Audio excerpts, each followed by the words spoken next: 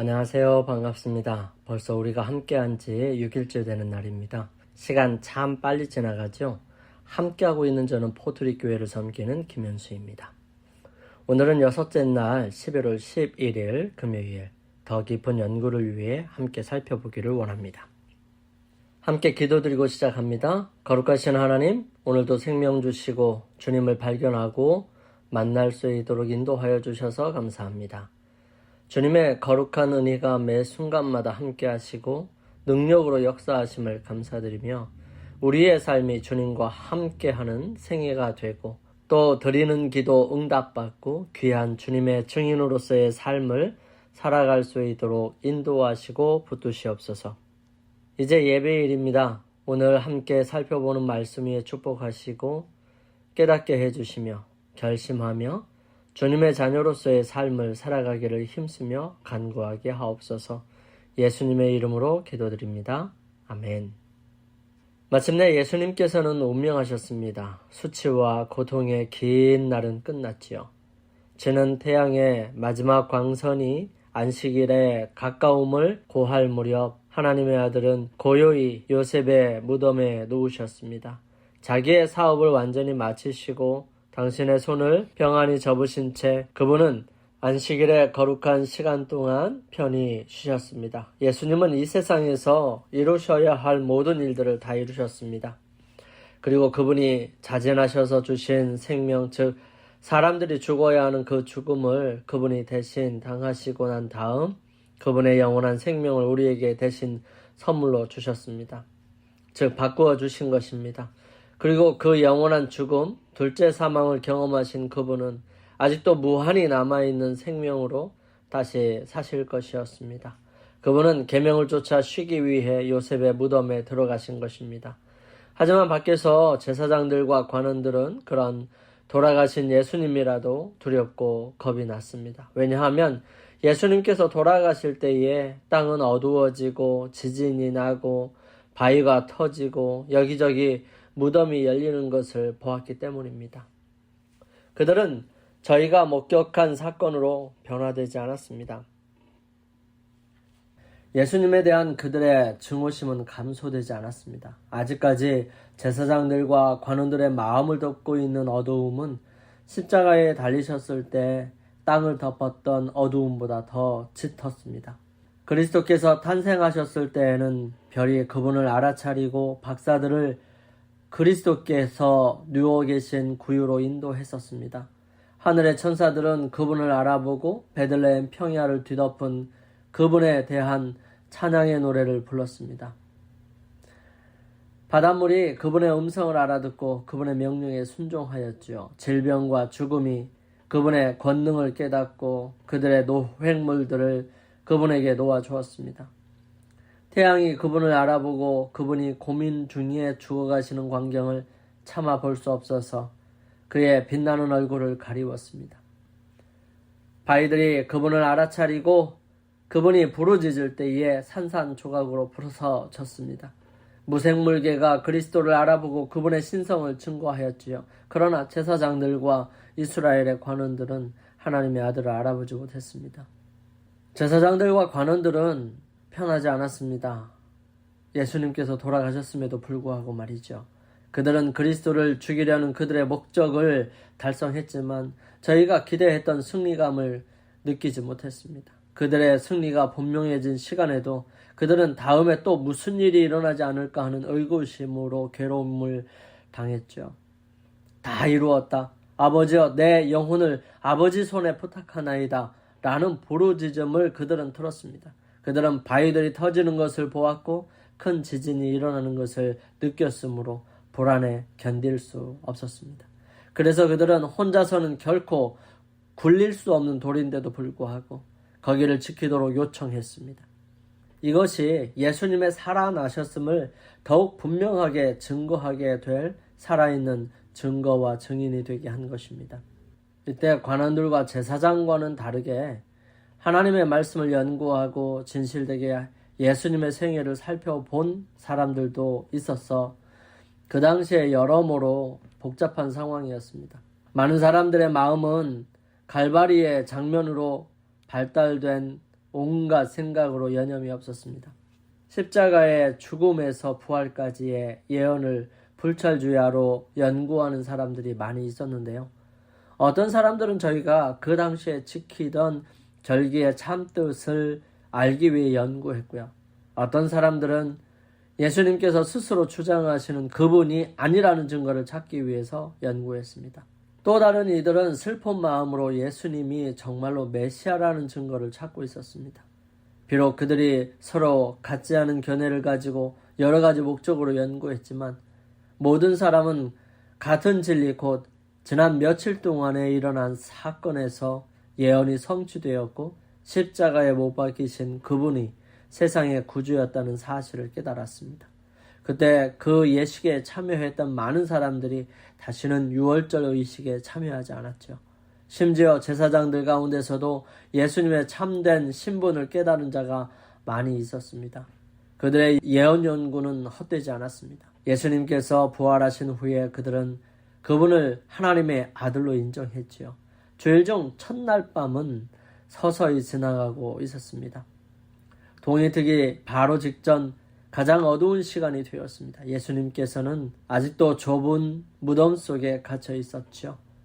큰 돌은 제자리에 놓여 있었고 로마인은 떼지 않은 채 그 자리에 그대로 있었습니다. 로마의 군인들은 계속해서 파수를 하고 있었습니다. 그리고 눈에 보이지 않는 감시자들도 그곳에 와 있었지요. 악한 천사의 무리가 그 주위에 모여 있었습니다. 만일 저들이 할 수만 있었다면 흑암의 왕과 반역한 천사들은 하나님의 아들이 갇혀있는 무덤을 영원히 임봉한 채로 보존했을 것입니다. 그러나 하늘 군대는 무덤을 둘러쌌고요. 탁월한 힘을 가진 천사들이 그 무덤을 지키고 있었습니다. 그들은 생명의 왕을 환영하기 위하여 기다리고 있었던 것입니다. 예수님께서 무덤에 들어가시고 난 다음 안식일이 지나고 이제 첫날 저녁을 지나 새벽으로 들어서고 있을 때에 드디어 하늘에서는 강한 천사가 보내졌고 무덤은 그들을 통해서 비치는 하늘의 빛으로 밝아졌습니다. 이제 예수님께서 죽음에서 일어나실 때가 되신 것입니다. 그분이 일어났을 때에 그들을 기다렸던 천사들은 환호하면서 그분께 경배드리며 찬양을 드립니다. 로마의 파수꾼들은 그리스도께서 영광을 입으시고 무덤에서 나오시는 것을 바라보았습니다. 천사들과 영광을 받으신 구주 앞에서 로마의 파수꾼들은 기절하여 죽은 사람처럼 되었습니다. 하늘의 수행원들이 저들의 시야에서 사라졌을 때 로마 군병들은 일어나서 떨리는 다리를 이끌고 안간 힘을 다해 동산문으로 달려갔습니다. 술 취한 사람들처럼 비틀거리며 그들은 급히 도성으로 달려들어가 만나는 사람들에게 이 놀라운 소식을 전했습니다. 그들은 빌라도에게로 가고 있었으나 그 보고가 유대 관원들에게 전해져서 대제사장들과 관원들은 사람을 보내어 그들을 먼저 저희 앞에 데려오도록 했습니다. 군병들은 이상한 모습으로 나타났지요. 그들은 무서워 떨면서 창백한 얼굴로 그리스도의 부활을 증거했습니다. 군병들은 저희가 본 그대로 모든 것을 이야기했고요. 사실 외에는 다른 것도 생각하거나 말할 시간적인 여유도 갖지 못했습니다.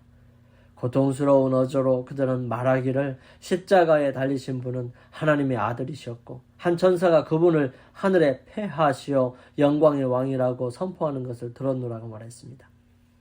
제사장들은 너무도 기가 막혔습니다. 적어도 이 일만은 일어나지 말았어야 했습니다. 그들이 그렇게 막고 싶은 일이 일어나 버린 것입니다. 그들은 어찌할 수 없이 두렵고 떨렸어요. 한순간에 자신들의 명예와 지금까지 쌓아왔던 인격이 완전히 뭉개지는 시간이었습니다. 제사장들과 관원들은 군병들에게 돈을 많이 주어서 그 일을 다른 사람들에게 말하지 말라고 하였습니다. 이미 제사장에게 오면서 만나는 사람들마다 예수께서 살아나셨음을 말했기 때문에 소문은 아주 짧은 시간에 온 도성 가득히 퍼지게 되었습니다. 예수님께서 부활하셨을 때 부활하셔서 다른 아무도 만나지 아니하고 바로 하늘에 가셨더라면 믿음에 대한 확신이 적어졌을 것입니다. 하지만 바울은 이렇게 말합니다.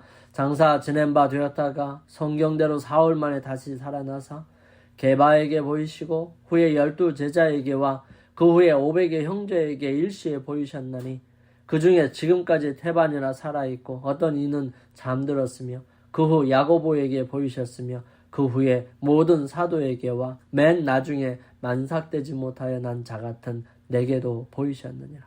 고린도전서 15장 4절부터 8절 말씀이에요.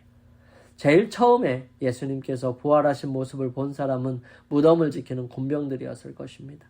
그 다음은 제일 부지런하고 예수님을 사랑하였던 막달라 마리아였습니다. 그는 여러 가지 생각을 하면서 그곳에 안 씻고 첫날 아침에 찾아갔습니다.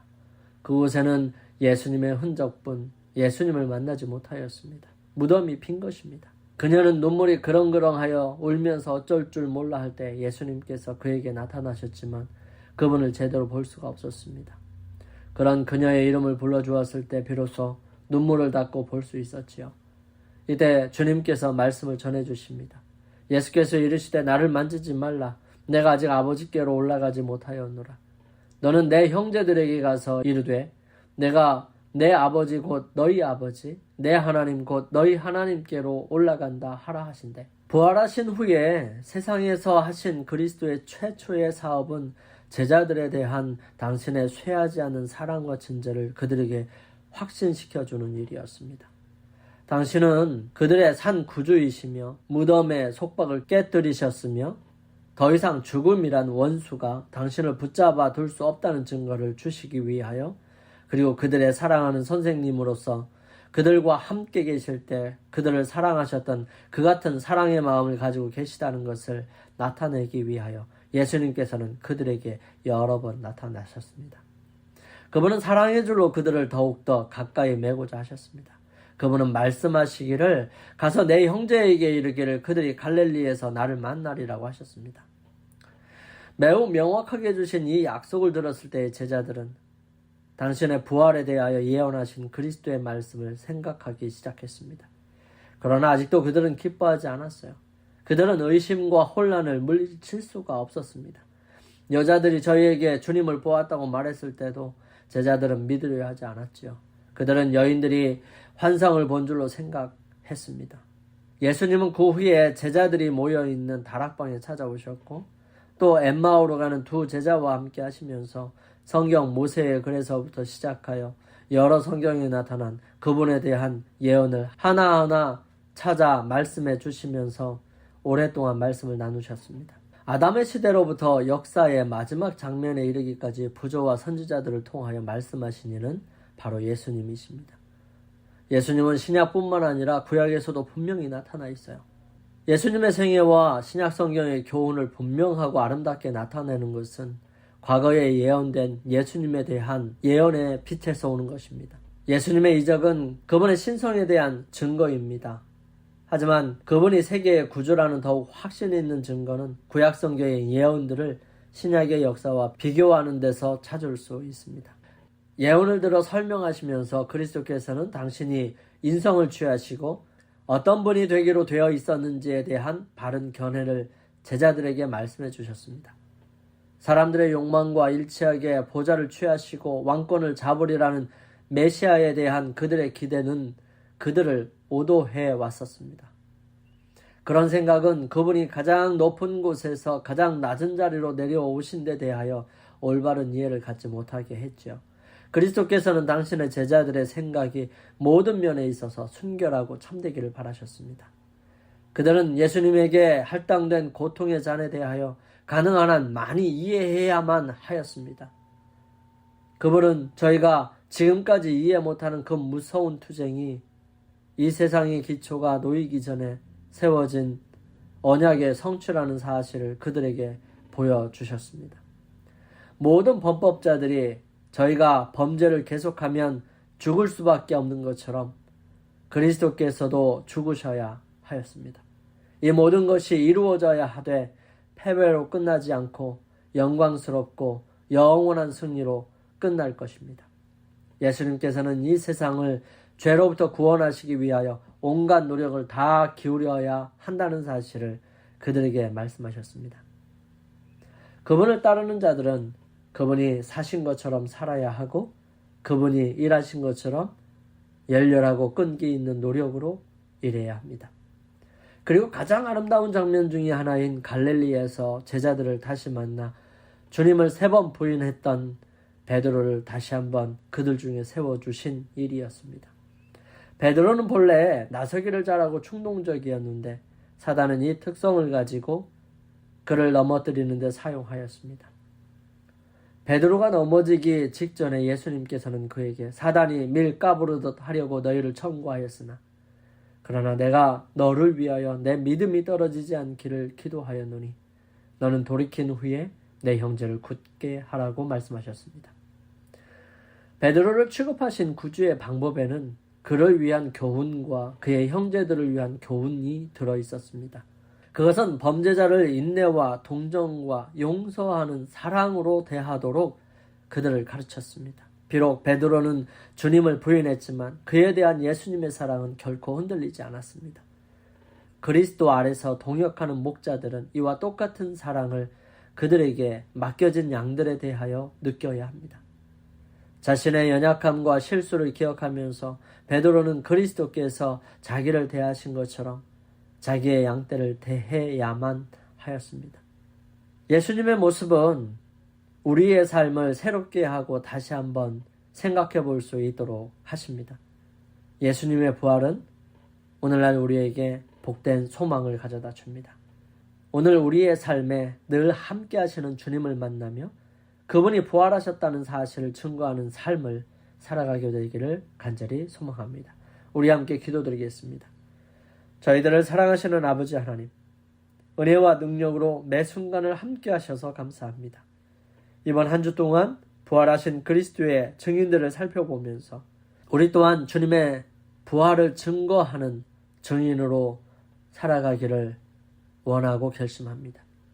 매일의 삶을 희망 없고 허무한 삶이 아니라 알차고 다른 사람의 구원을 위해 살아가는 삶이 되게 하옵시기를 예수님의 이름으로 기도드립니다. 아멘. 저는 다음 기회에 다시 찾아뵙겠습니다. 행복한 안식일 맞이하시게 되기를 바랍니다. 감사합니다.